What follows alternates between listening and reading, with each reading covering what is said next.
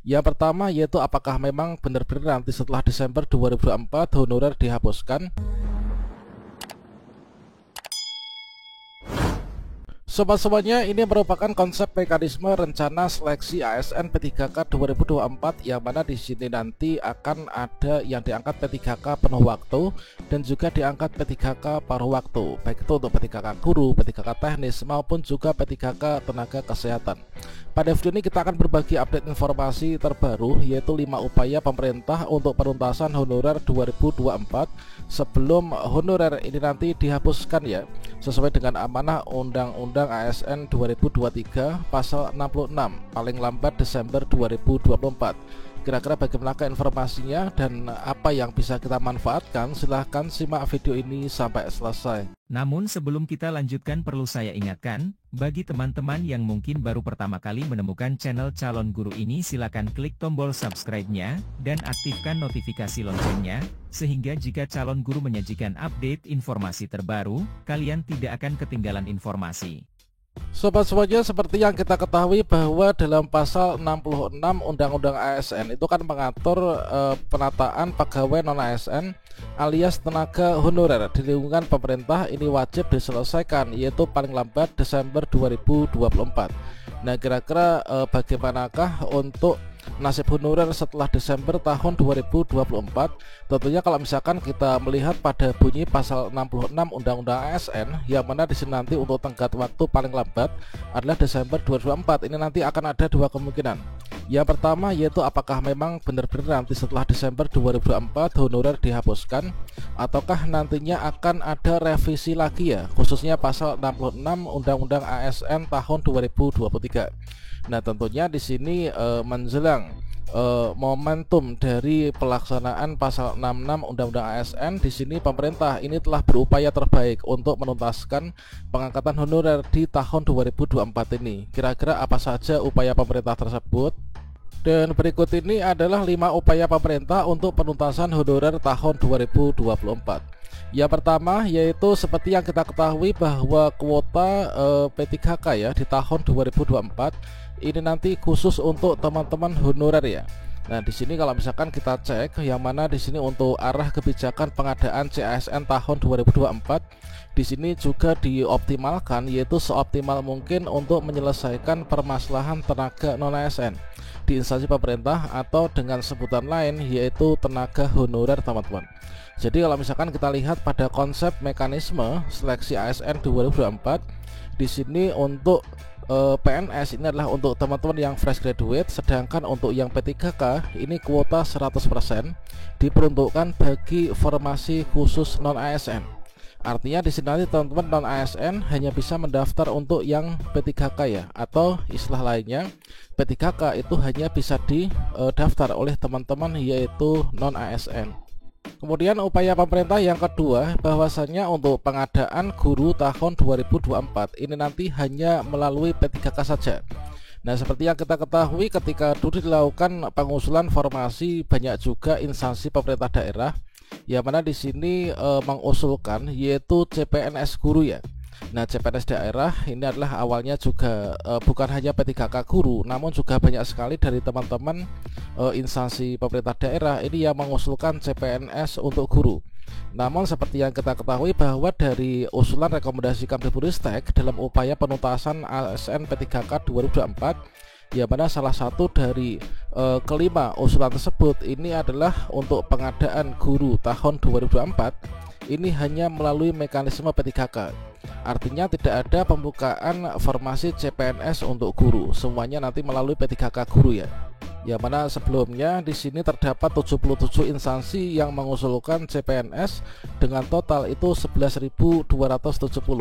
Namun dari usulan CPNS tersebut itu sudah diubah menjadi P3K, teman-teman. Dan selanjutnya untuk yang ketiga bahwasanya seluruh honorer ini nanti dipastikan akan diangkat menjadi P3K semuanya. Nah, yang mana disampaikan juga oleh Bapak Menpan RB bahwasannya untuk tes P3K 2024 ini hanya sekedar formalitas saja, teman-teman.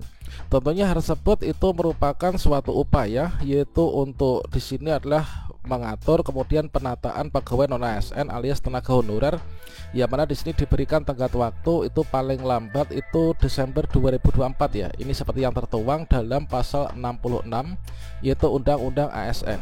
Nah, di sini untuk mekanisme dari seluruh honorer dipastikan semua untuk diangkat menjadi P3K itu adalah dari berdasarkan lowongan formasi yang ada. Kalau misalkan nanti kita mengikuti seleksi kemudian kita memenuhi lowongan formasi, maka kita akan diangkat menjadi P3K penuh waktu. Namun kalau misalkan kita tidak memenuhi lowongan formasi, maka sementara ini kita akan diangkat menjadi P3K paruh waktu. Namun kabar gembiranya untuk P3K penuh waktu dan juga paruh waktu itu intinya adalah sama, bahwa mereka itu sama-sama diangkat oleh PPK. Artinya kalau misalkan kita diangkat oleh PPK, ini kita akan mendapatkan SK P3K ya. Nah, di sini juga kita akan mendapatkan NIP nih, nomor induk pegawai secara nasional yang dikelola oleh BKN. Jadi dikatakan bahwa seluruh honorer ini nanti akan diangkat menjadi P3K semuanya. Dan sehingga untuk skenarionya adalah kira-kira seperti ini. Jadi seluruh honorer nanti dijamin lulus 100% diangkat menjadi ASN P3K. Namun teman-teman nanti itu tentunya harus melakukan pendaftaran sampai dengan tahap resume ya.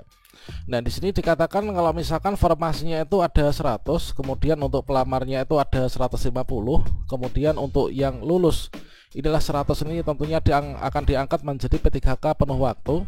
Dan untuk sisanya ini 50 akan diangkat menjadi P3K paruh waktu, teman. Dan demikian dapat dikatakan bahwa seluruh pendaftar yang penting nanti mendaftar sampai dengan tahap resume, kita akan bisa diangkat semua ya. Meskipun kita nggak bisa diangkat P3K penuh waktu, kita nanti akan diangkat P3K paruh waktu.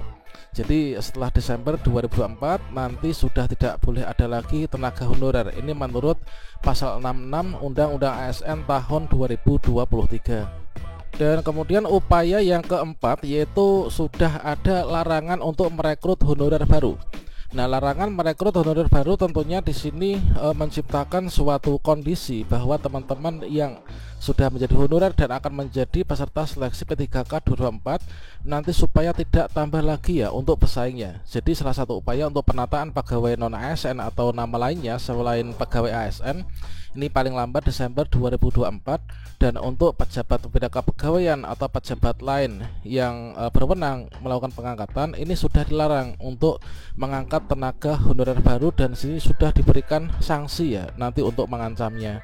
Kalau misalkan memang terpaksa dari pemerintah daerah ini membutuhkan untuk pegawai yang membantu penyelenggaraan pemerintahan yang ada di daerah, maka di sini ada mekanisme yang nanti akan diatur untuk mengangkat dari teman-teman yang sudah menjadi honorer. Jadi sudah nggak boleh lagi untuk mengangkat honorer baru. Sebenarnya untuk informasi terkait tentang larangan honorer ini sudah tertera ya dari surat Menpan RB tertanggal 25 Juli 2023 bahwasanya PPK dan pejabat lain dilarang mengangkat pegawai non ASN dan atau non P3K untuk mengisi jabatan ASN atau tenaga non ASN lainnya. Nah, saya ini disebutkan upaya pemerintah untuk memperkecil ya, yaitu jumlah pesaing kita, teman-teman.